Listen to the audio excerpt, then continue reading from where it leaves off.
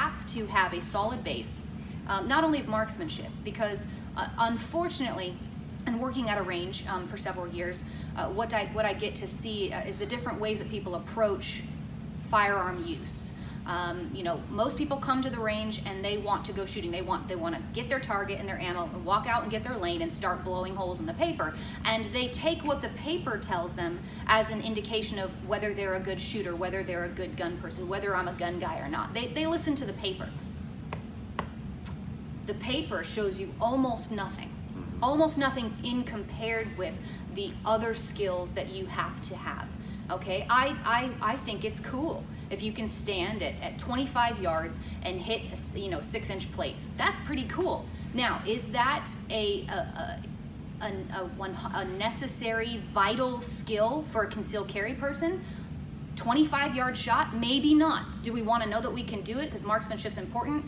Yeah, marksmanship's important. But if you weren't even able to take your gun out safely, effectively in an altercation and you're not able to use it, then that's great that you practice marksmanship.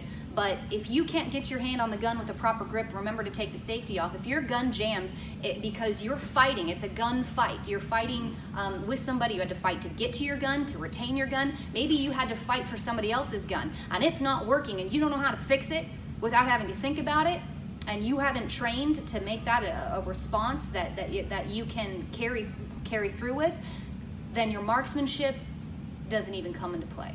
Okay, so the basics, not only of self-defense, mindset, which is something that we talk about, but the mechanics of it, the mechanics of shooting, of loading, unloading, stoppage clearances, draw stroke.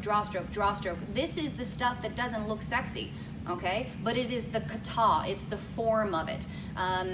Being able to be smooth, fast, or hopefully never having to do it at all, ever. But that is what we work on in this first class. So it really don't impress me much if you can shoot the bullseye every single time. But if you can draw your gun, clearing your concealment garment, reholstering it without pointing the gun at yourself or other people, and without any hiccups, and every single time.